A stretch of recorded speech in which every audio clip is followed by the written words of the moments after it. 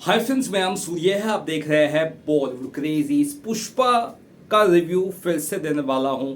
2021 में फिल्म आई थी और ये फिल्म कितनी चली थी ये सभी आप जानते ही है। पुष्पा का रिव्यू इसलिए मैं देने जा रहा हूं ताकि आपको ये समझ सके कि सेकेंड अगर फिल्म आप देखें तो आपकी कहानी जो आप शायद हल्की फुल्की भूल गए हो उसे आप रिकॉल कर सके। और मैं भी इसीलिए ही इस फिल्म को फिर से देखा। अपना 3 घंटा दिया हूँ, 2 घंटे 55 मिनट की फिल्म जैसे कि आप जानते हैं। और ये समझने की कोशिश किया हूँ कि मुझे कितना याद था। और वाकई में 3 साल एक बड़ा वक्त होता है। मैं काफ़ी चीज़ें भूल चुका था। बेसिक बेसिक कुछ चीज़ें याद थी लेकिन काफ़ी चीज़ें मैं भूल गया था, लेकिन अब मुझे याद हो चुका है प्रॉपर तरीके से। तो ये सभी आप जानते हैं कि चंदन की तस्करी करता है पुष्पा। धीरे धीरे धीरे धीरे वो ग्रो करता है। उसके बाप को कुछ पता नहीं है, नाजायज़ औलाद है। उसकी माँ उसे पालती है किस तरह से, और उसका फैमिली प्रॉब्लम किस तरह से क्या क्या है वो तो आप देख ही रहे हो।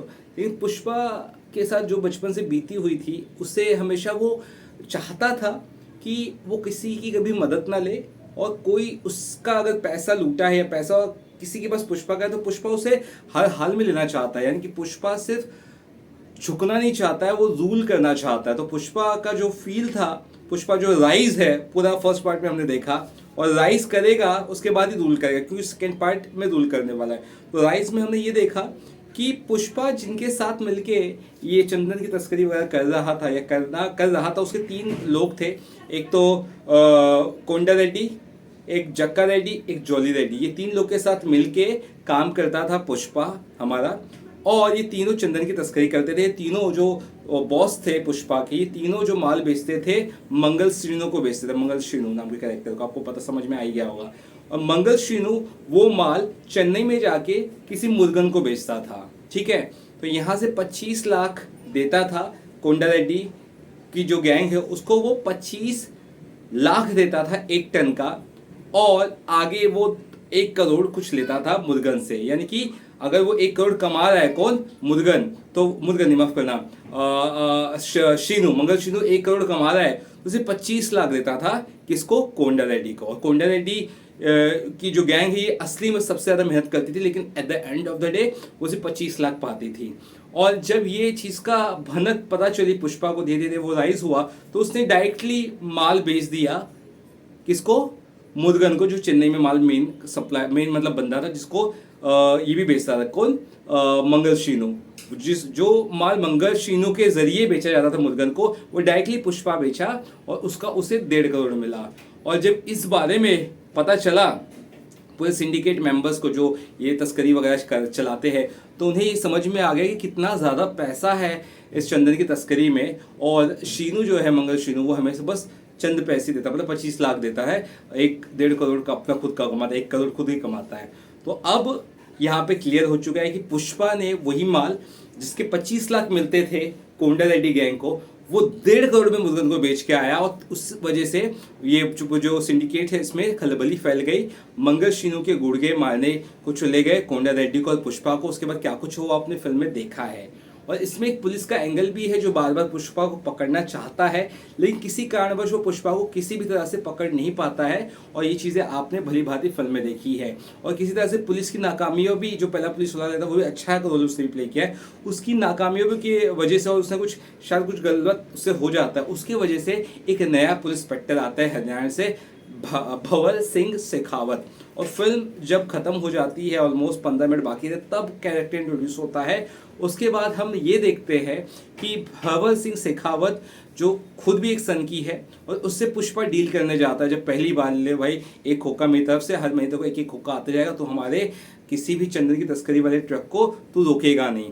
तो ऐसे में भंवर सिंह उसको बार बार दिखाता है कि तेरे माँ का पता नहीं, बाप का पता नहीं, ऐसा नहीं, सॉरी, तेरे बाप का पता नहीं, तेरे खानदान का पता नहीं, और तेरा क्या मतलब है, तेरा कुछ मतलब है क्या? तू भी सफ़ेद कपड़ा पहना, मैं भी सफ़ेद कपड़ा पहना, लेकिन मेरा एक ब्रांड है, तेरा ब्रांड नहीं है। तो लास्ट के सीन में वही आप देखोगे, पुष्पा उसके कपड़े उतरवाता है और खुद भी कपड़े उतारता है और बोलता है कि मेरे रगों में जो खून है वो मेरे पिताजी का है, इससे बड़ा प्रूफ कुछ नहीं, और यही मेरा ब्रांड है, ऐसा करके करता है। और वही भंवर सिंह शेखावत को बोलता है, देख तेरे को जिसका अकड़ था ना यूनिफॉर्म का या तेरे कपड़े का, वो मैंने नंगा कर दिया, तेरे को उतार दिया है। अब तेरे में मेरे में ज़्यादा फर्क नहीं है, तो मैं तेरे को सर करके नहीं बोलेगा, मेरे लिए भी तो एक नॉर्मल इंसान है, ठीक है। तो इस तरह से उसका घमंड चूर करता है पुष्पा। उसके बाद शादी में चल जाता है, शादी उसकी होती है शिवली से। वहीं भंवर धीरे धीरे चल के गाड़ी वाड़ी से अपने जब उसमें जाता है, कहाँ पे, पुलिस स्टेशन जाता है, तो वहाँ पे पुलिस स्टेशन का पुलिस वाला कुत्ता ही जो रहता है वो खुद भोगने लगता है भंवर सिंह को, क्योंकि उसको लगता है यार ये कौन है, कौन सा अनजान इंसान है, जबकि वो पुलिस वाला था। वो कुत्ते को गोली मारता है। उसके बाद जितने भी पैसे पुष्पा ने दिए थे, जो उसके बाद शायद बचे होते हैं, वो जला देता है और वहाँ पे फिल्म एंड होती है। ये आपको पता है, तो आपको बेसिक प्लॉट समझ में आ गया होगा। अभी जिंदा कौन बचे वो बताता हूँ।